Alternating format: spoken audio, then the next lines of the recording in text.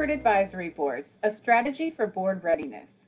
I am Vanessa Bowling-Adjavon, HACR's Director of Administration and Human Resources. This session provides tips for influencing co-members of an advisory board, tools for efficient board governance, and how you can position diversity and inclusion as business-critical objectives. I would like to reintroduce HACR's President and CEO, Sid Wilson, as the session moderator. Welcome back, Sid. Thank you, Vanessa, and hope everyone is having a great experience with our executive programs. This is a topic that, quite frankly, doesn't get discussed a lot in executive circles, and that is corporate advisory boards. We hear a lot about serving on nonprofit boards. We talk about how we can get more Latinos to serve on corporate boards. So when we talk about some of the many ways to improve your networking and to prepare yourself for a lot of these opportunities, one thing that often doesn't get discussed enough is corporate advisory boards. And I'm going to talk about corporate advisory boards, not just from the corporate standpoint, but as you'll see from our esteemed panel, it's not always the corporations. Sometimes it's prominent institutions like colleges and universities, large foundations that have advisory boards, which function effectively the same as it was if it's a corporate advisory board. So while you hear the word corporate advisory board, just notice the broader sense of these boards that are not the actual governing board of directors, but yet can give the same impact when you're serving from a networking standpoint and also as a way to help enhance your visibility. So I have 3 slides I want to share, and then I want to go right to our panelists. So I want to go to the first slide because I want to make sure that everyone understands what exactly is a corporate advisory board. And a corporate advisory board is a board that is charged with giving corporate advice and counsel. Corporate advisory boards can give either general advice, where it might be an overall advisory board, or it's focused in a specific area. Common ones are community-related advisory boards, diversity and inclusion advisory boards, consumer advisory boards, research and development, and other areas that are common focus. And they vary in size from very small advisory board members to some that are so large they can be an assembly of advisory board members, especially ones where you're trying to get advice from different diverse groups where it's a large advisory boards. And corporate advisory board members are often are almost always chosen by word of mouth. And this is very key because in a corporate board, 1/3 of corporate board seats are chosen by search firms. About 2/3 are chosen by word of mouth. But in corporate advisory boards, it's 100% word of mouth. It's rarely you get search firms that get involved on this. So it really truly is about really building that network to get notice for advisory boards. And in most cases, corporate advisory boards compensate board members in a variety of different ways. It's cash, stock, donations, matching gifts, or something else of value to really incentivize the advisory board members to participate. And in some cases, if it's an advisory board for a large nonprofit, it really truly is almost like serving on a nonprofit board. It's just in a different capacity. Next slide. The benefits of serving on a corporate advisory board. One, you're helping the company or organization with a particular focus area where your expertise brings value.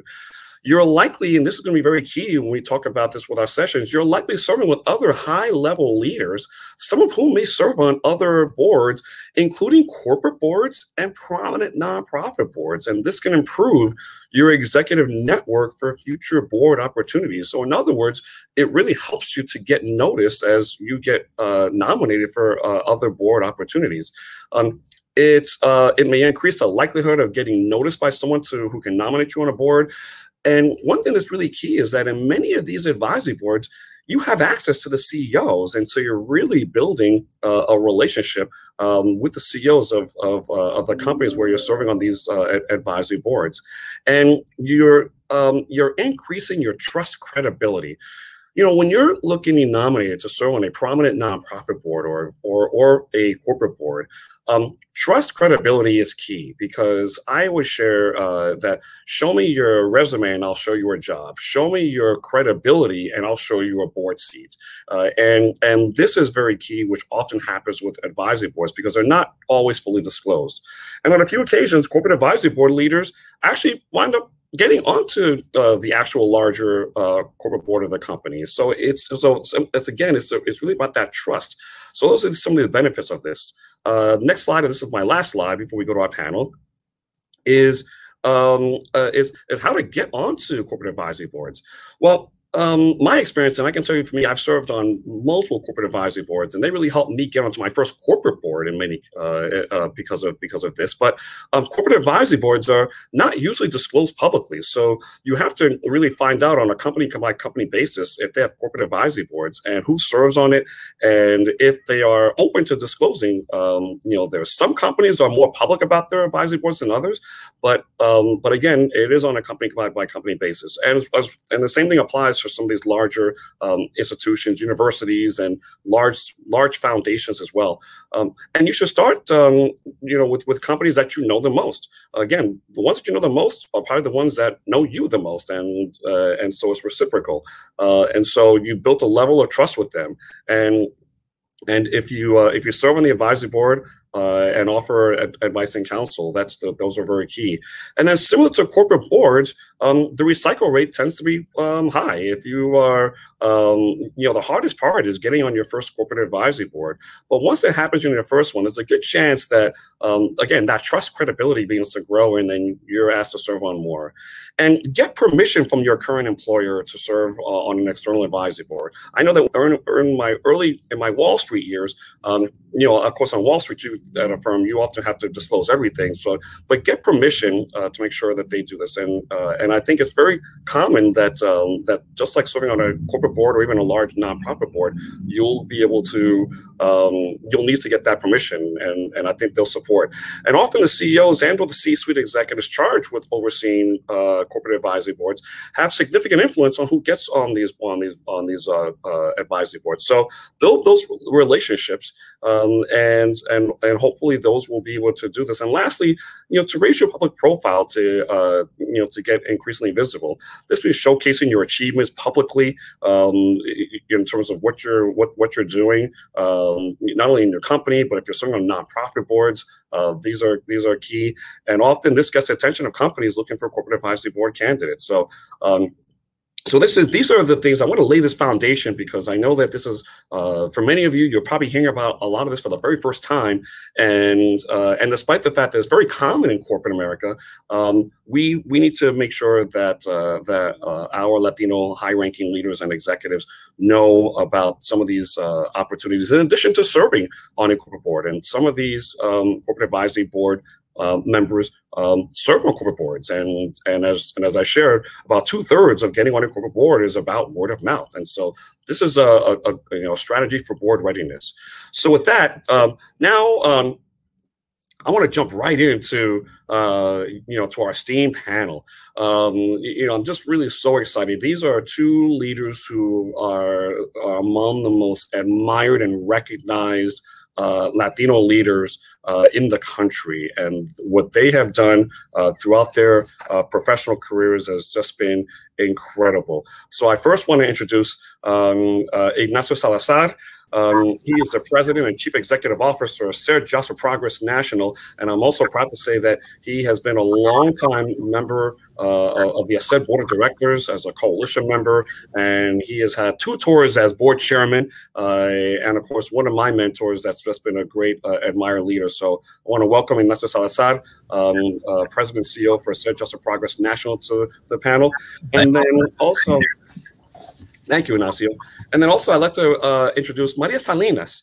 Maria Salinas is a history-making Latina. She is the first Latina in the United States of America to lead a city chamber of commerce. She is the president and CEO of the LA Area Chamber of Commerce, first Latina in the over 100-year history of the chamber. But on top of that, has served on a lot of not only corporate boards, but also on a lot of corporate advisory boards. And in her prior work, when she was at ProAmerica, she actually supported and depended on advisory boards. So we're really happy to do this. And I will also say she is the board chair of Unidos US on their board of directors, and which of course is also a coalition member. So welcome, Maria. Welcome, Ignacio. Thank you very much for having us here. Great, thank you. So I want to start with my first question for the both of you, and that is, how does one even get noticed for these advisory boards? And given the fact that some of them are so word of mouth oriented, and someone that might be thinking about this, what do you think you did in addition to, of course, your accomplished careers, but how much of that was just they noticed you because of your accomplishments versus you just making yourself more visible? I said you did a great job giving some very sound advice, to everyone listening today. But I think touching a little bit on a couple of your points, networking is very, very key. As you're going through your professional life and you're getting to know people, getting to know influential people, getting to know people that that you're going through a different process with. Like the HACR programs, as an example, is a great way to put some anchors into different corporations, and staying in touch with people is very key. Obviously, in the last year and a half, we haven't been able to do it in the way that we have in the past. But just getting to know people, networking, and figuring out a way to stand out. Promoting yourself is many times important, but how do you stand out from the pack? And one of the things that I did, way back when, is that I actually took a class at Harvard on best practices in corporate governance, so that I would have that in my background as well, in terms of being able to be considered for a particular position. But you're very correct when you say that word of mouth is key. Growing up in the Metro Detroit area, for a good portion of my life, getting to know the automobile industry as well as I did. And as you know, when I was the chair of HACR, we took everyone to do an audit of the three of them because I had a close relationship with the ones in Detroit. But getting to know corporate executives as well as you can, and the management team is key. And so, you touched on, a couple of those points that are very, very important. Thank you, Maria. Yes, I'm happy to jump into this conversation. First of all, thank you for having me. But just building on those comments, when I think of the journey for corporate boards, I think that first we need to recognize that it is a journey, and it's not going to happen overnight. And there are various steps that can happen. We talk a lot about the serving on nonprofit boards and expanding your network. But I think today that it's very important that we're intentional about the network. Being a part of this session and attending conferences that HACR puts on is a great way to expand and build your network and relationships. And I think that in order to be intentional about what is really going to serve you the best in terms of having the right relationships, it's really to think about what is your ultimate goal. Where do you want to be? And what do you have in your experience base today that maybe, if you've served on nonprofit boards, then maybe you should target a corporate advisory board and doing the research around which ones are around, what are their goals? Because like you said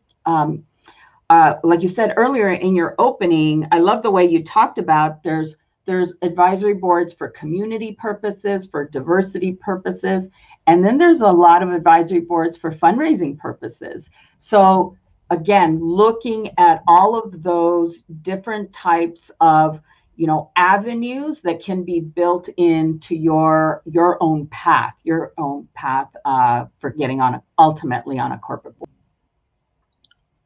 And follow up on Maria's points. When I was in the Metro Detroit area years ago, I got onto the advisory board for United Way, and making good connections there ultimately got me onto the board of United Way.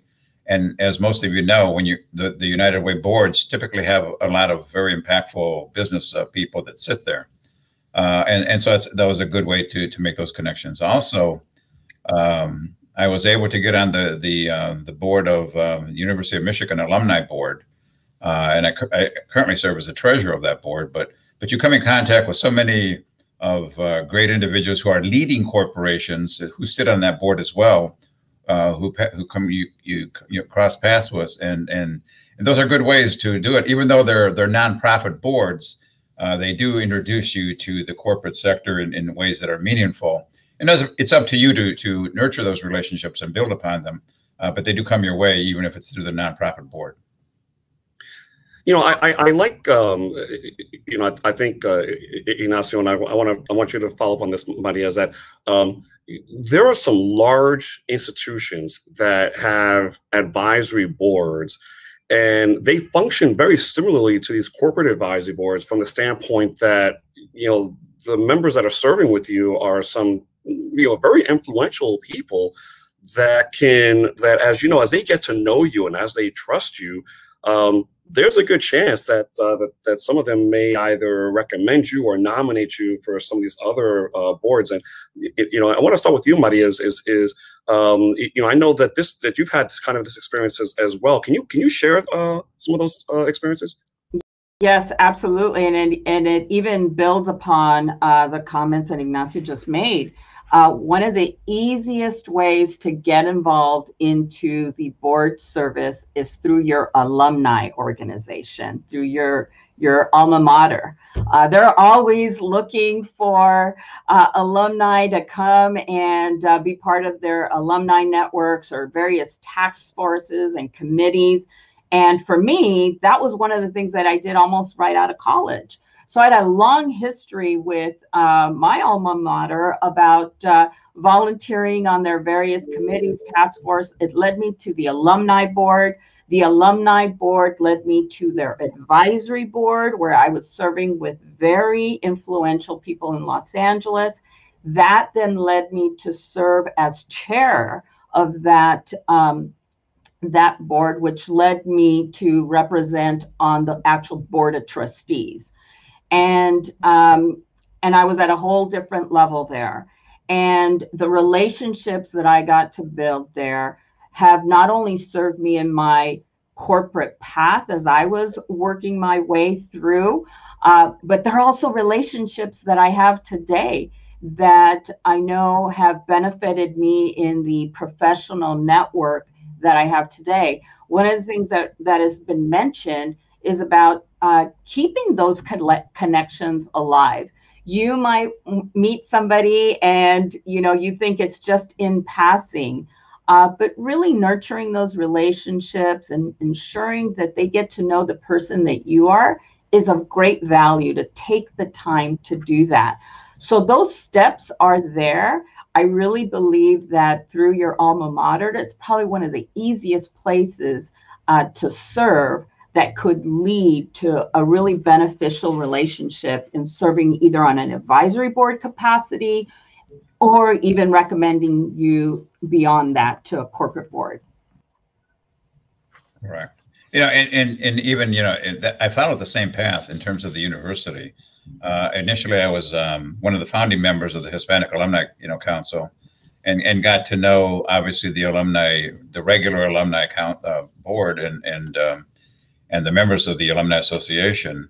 And it was through my participation there that when there was an opportunity to diversify the board, because everybody started to think differently about, as is the case today in large measure. They remembered, what I had done and the contributions I had made, not just in Michigan, but in other areas, and was invited to serve on the regular board. And that just, as Maria indicated, that opens you up to a wide range of individuals that sit there who are at the high levels of corporation. And so that's very important. And you make those connections, and it benefits not just you professionally, but your own entity, who you represent. And you establish connections that can further your own organizational growth. Yeah, no, this is really helpful. Here's one question: is that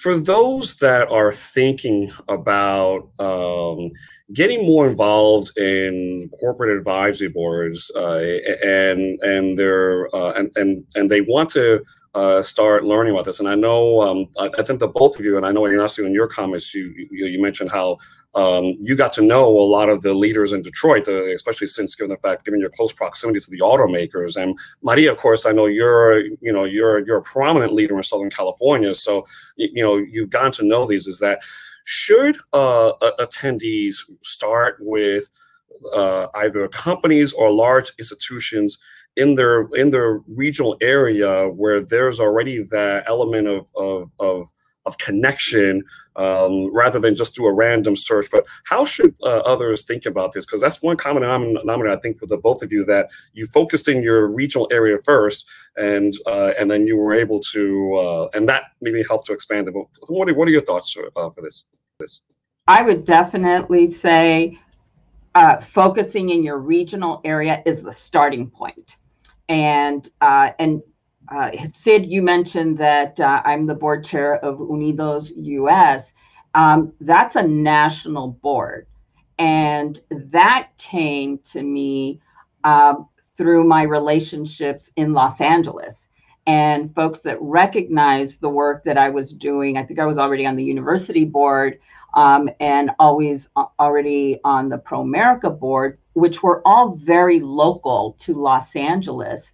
And it was through a individual that I sat with on the advisory board, that then I also knew through ProAmerica, that recommended me and said, here's a national organization that you should be part of their board network. And I think, again, it's realizing that one thing can lead to another. And I think in today, we just have to be very intentional about how we go about that journey.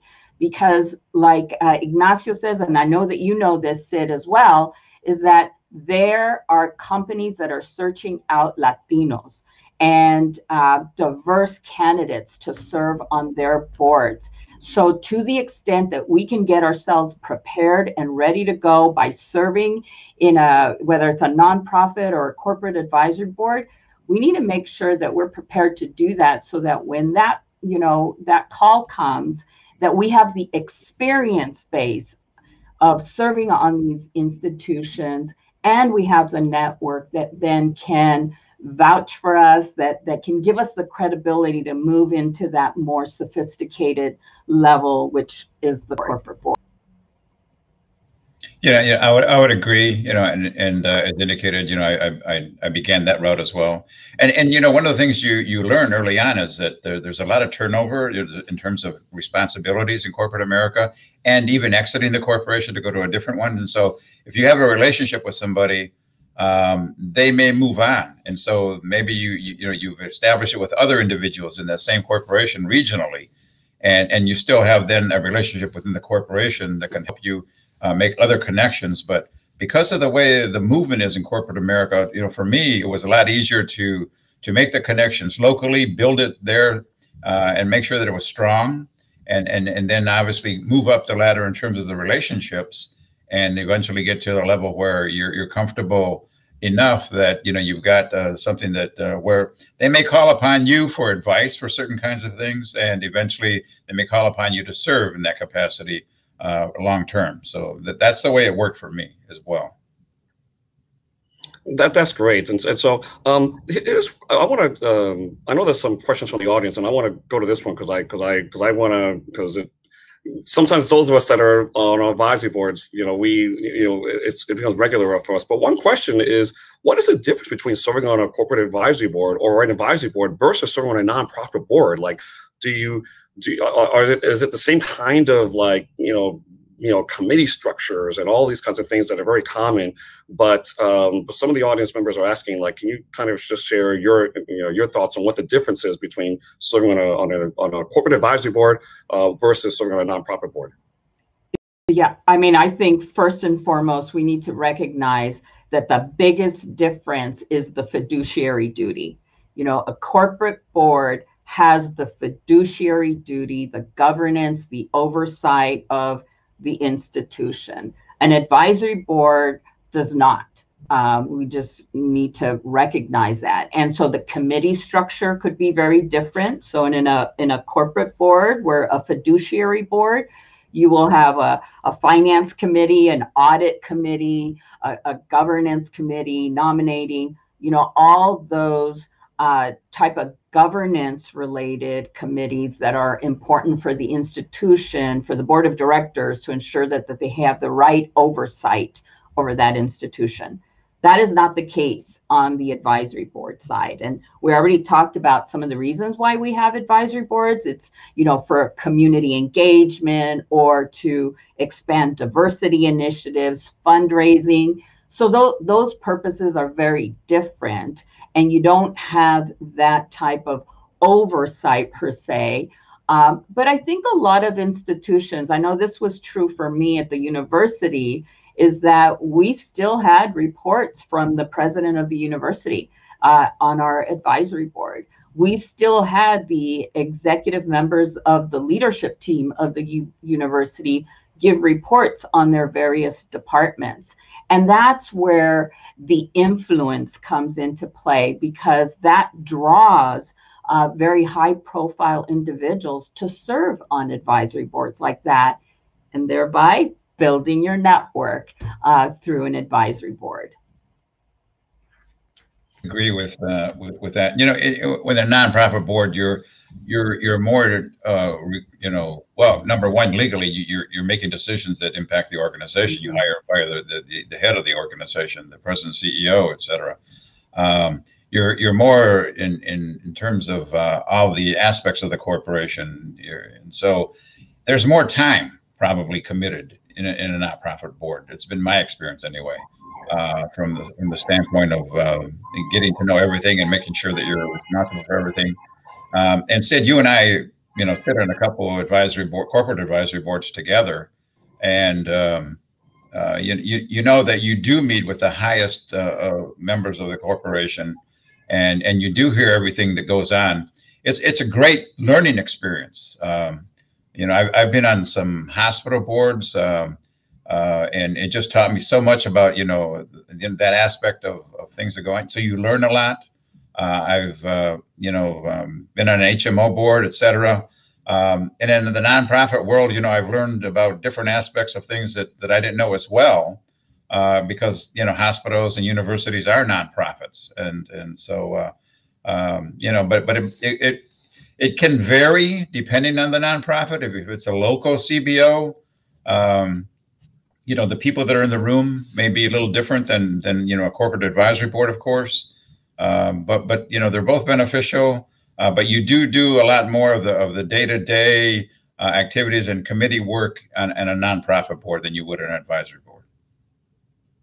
Great. As I'm looking at some of the questions that are coming from the audience, there's one that really, stands out, and that is, what is the average level of influence an advisory board member should expect to have on the, to really, get noticed? And so it's obviously the two of you are two very accomplished leaders.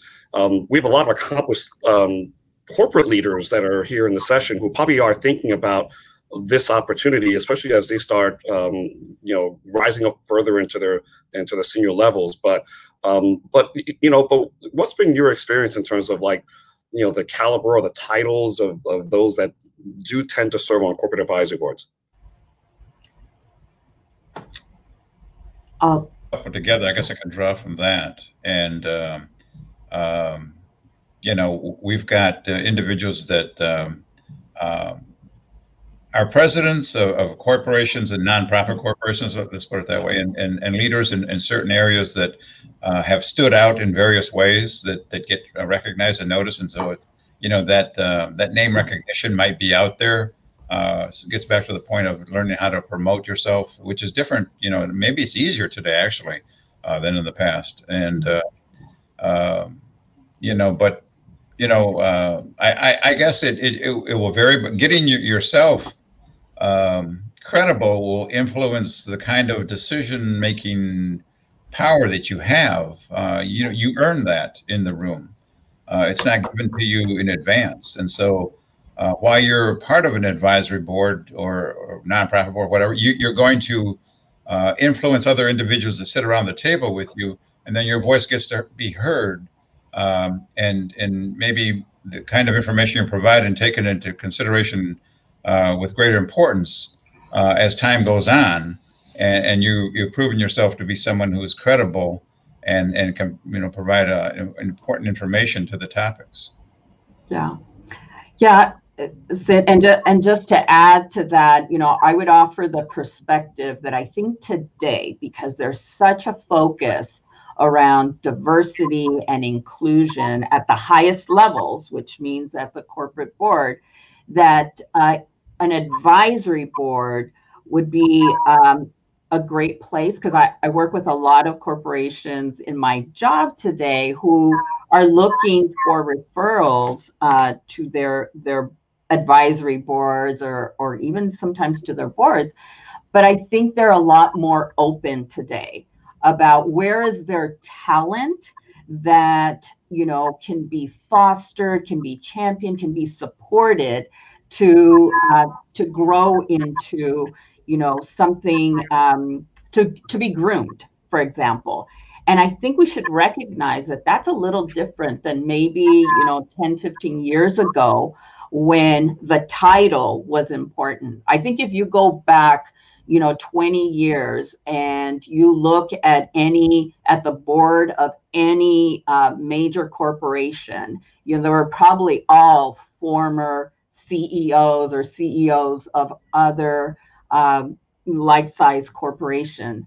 I think if you look at it today, you look at that board makeup today, it might be a little different, and I think it's because of that diversity of inclusion, not just in terms of the ranking and the titles, but also in terms of, the thought leadership that you want around the table. And maybe that doesn't necessarily need to be the CEO of an organization. So definitely a different time for us to be thinking about this differently. No, thank you so much. Here's another another question is that when we're thinking about joining a nonprofit board, usually we're aligning our passions to that mission. And of course, when you're but in a corporate advisory board, it's a bit different because it's a different strategy. But can you talk about what you think about before you decide that you're going to join these advisory boards, given the whether you're thinking about this one, do you look at the other advisory board members, or is it based on the relationship with the institution? But how do you think about it before you make the decision to actually join? And how many is enough? I would say it's definitely about the institution's vision, the vision and the mission. Right? You may be very passionate about a particular industry and you want to learn more. And if the leadership has the vision to grow and expand, that's a big win for me. And I think that for individuals, it's also important to be open to learn, right? If you are being discussing, a banking, like in my case, when I was being courted to serve on a bank board, which was a public board, at the time, my first reaction was, I don't know anything about banking, so probably not for me. And I quickly learned that, and good thing I was counseled, that was not the right approach, because they weren't looking at me to be the banker per se. They were looking at me for the experience that I had and that I brought to the table as within my own expertise as a finance professional. So I think this idea of being open to learn is really important. I think I always look at opportunities as how does that strengthen my experience about an industry? Is it healthcare or is it some other industry that would be important to expand my learning? And following up on that, you know, I have to look at the impact my presence would make. You know, is it going to be something that's significant? Am I opening enough doors for other individuals? Opportunity.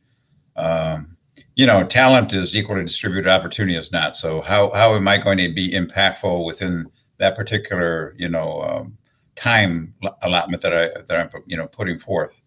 And so I look at whether it's consistent with my mission statement and you know, personally, and whether the return would be there for me in terms of the impact that I could potentially make, you know, with the time commitment that I'm providing.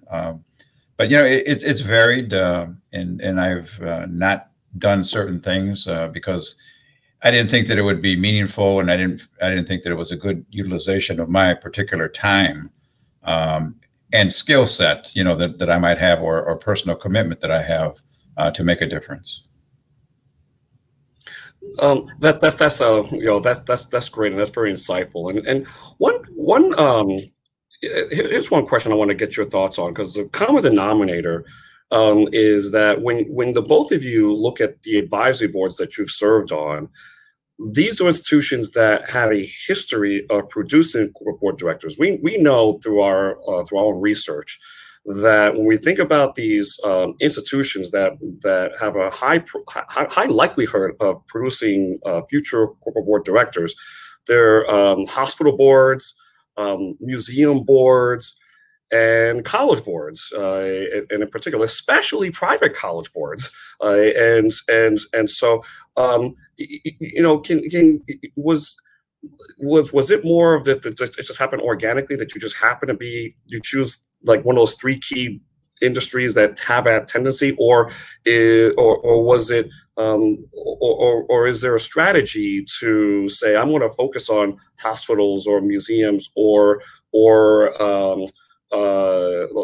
you know, or university or college boards that may help you get noticed for either these corporate advisory boards, and then maybe getting onto an actual corporate board? Mm-hmm. You know, I think for me, Sid, part of it is really, you know, bringing together sort of the passion area and, you know, where I wanted to lean in with my university. You know, I started, you know, serving on the, you know, fundraising for Latino students and serving on committees with the Latino alumni. It led me to the greater alumni board. And, you know, part of that was very much started as a passion for me. And when the opportunity to serve on the advisory board of the university came to me, I thought of it in a completely different way. I then thought about it as really a career path, a professional, you know, achievement in my entire journey that I talked about at the beginning. So I sort of fell into that because of a passion that I had at the very beginning, you know, wanting to see more Latino students go to my alma mater. But it grew into something that really, you know, helped me in my professional career of serving on a corporate board, because it did lead to serving on the advisory board and being with very high profile individuals. Yeah, you know, it was part of I guess, a strategic move you make in terms of how you can be impactful. And, you know, you start out small and little by little you build. And eventually I knew that if I was at a hospital board level, that, you know, I was going to come in contact with other kinds of individuals, that I was still making an impact in the community. And, you know, there's individuals that you meet in your walk of career path that are influential in helping you get to other levels. But for me, it was kind of strategic. You know, I was doing this at a time when there wasn't a lot of Latino representation anywhere. So, you know, you're not drawing from a lot of experience at that point in time. So you're kind of creating your own path, so to speak, and you're using as best you can the resources around you and leveraging those to help you move up, and then go from a, you know, a local regional level where there wasn't even a lot of Hispanics in Michigan, to a national level where, you know, I'm located in Texas now, and we have operations around the country, but So it was strategic for me in a particular way to move into a different market, a different level of influence and participation. And so for me, it was strategic. Yes. So let me ask maybe I think one final question as we conclude, and I'm really thankful for the audience that's asking a lot of questions. We won't get to all of them, but you can see that the interest is high because this is not a topic that gets discussed a whole lot. But but how you talked about how it really enhanced your network. For those that are Latinos that are in corporate America, of course, many that are in our audience, who want to really enhance and build that network, should they be? And I know, in addition to the alumni, you mentioned the alumni side, but should they be looking at other either companies where either there's that relationship there? I mean, should they be asking? But what can they do to find out more about whether or not either their institution or the corporation where there might be a relation has an advisory board where they can participate? Sid, I think we're in a point in time where we have to be very intentional about the steps that we take to ensure that we're in the right networks to meet individuals, that we can not only meet them and build relationships with them, but I think the second part is to share our intentions, to ensure that we are talking about our intentions to want to serve on a corporate advisory board or to want to ultimately serve on a corporate board. Ensuring that we verbalize that and we are having conversation about that, I think is part of the journey that we have to go through. I think there's definitely plenty of opportunities through existing forums that we might be familiar with, the HACR programs. But maybe part of the research is to also look at what other programs are out there. Where else can I build a network that maybe it's one that I don't have today. Maybe it's in an industry that I don't have today.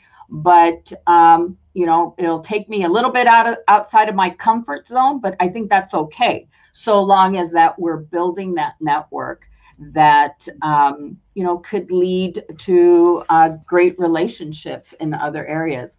NACD. I mean, I got involved with them and attended programs, and I've done other trainings. And I think the biggest benefit is to really take myself out of my comfort zone, my network comfort zone, and go into something new and meet new people. Thank you, Ignacio. I think Maria touched upon, the HACR programs that we offer. We have, the CEO, forum symposium that is conducted, the roundtable, and so, you're bringing in CEOs to HACR, and I forget the number now. Sid, was it 4? The most CEOs we had at one roundtable, was it 5? I forget the number. 4 or 5. We've had almost 50 in the whole within the CEO roundtable program. So yeah, you're getting the heads of corporations coming to an HACR event. They're there. They're in the room. Their management teams are in the room. Yes. You get to know people like that and get to know them, and that's an invaluable connection.